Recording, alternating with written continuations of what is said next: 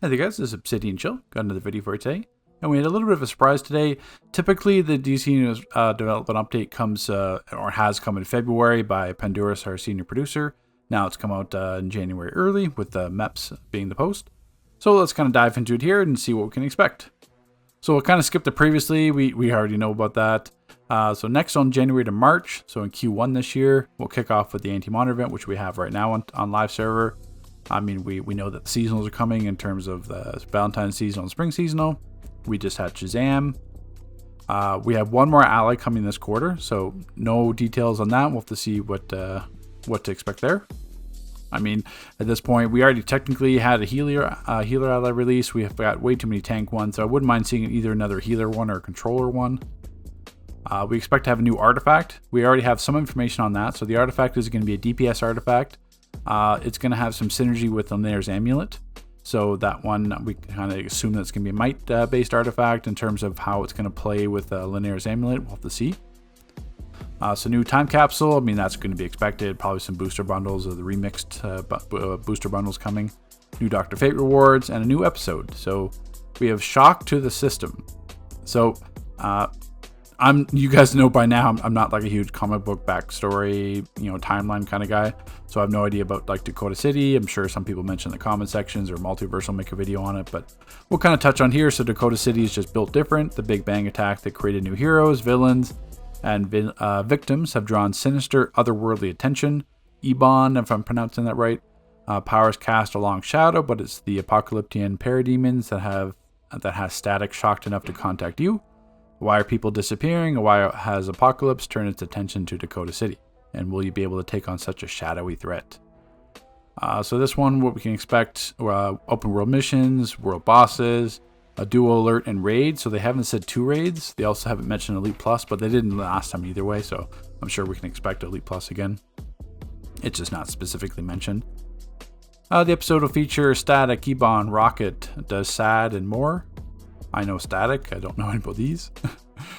The storyline will include adventures centered around Dakota City and written by acclaimed comic book writer Leon Chills, and the new reward styles, etc. That's going to be spring 2023, so we have the next few months. And then next at Dimensional Inc., what they're working on after that, early stages of episode 46. The new system we have now is excited to announce we will work on a new emote system. With this feature, you'll be able to collect new emotes and animations to better express yourself throughout the game. We'll have more shared of this feature in the coming months. Now, my assumption would be that it would be very similar to what Fortnite would have, where they have like the different dances and emotes your character can do. A lot of people ask for dances, like new different dances or changes in the past of that, just to update. If it's going to be able to collect them, it sounds interesting because it could be that it's a new economy based around the emotes. So you could be trading them. They could drop in time capsules or drop in raids. You could have more rare emotes, etc. So there's certainly a bunch of stuff they can do with that. That sounds like it's going to be somewhat more of a revenue stream, especially if you can buy emotes from the marketplace, stuff like that. It could be that it's an entirely new revenue stream where you can't get them in game at all, and you just buy them from the marketplace, just like Fortnite. So we'll have to see when we get closer, more information about that. But that certainly makes sense from the standpoint of a progression within the game. And then they always say continue on our next gen console releases for PlayStation 5 and Xbox Series X due later this year. I mean, they talked about that last year too. We have no information about that, so it's just always the future.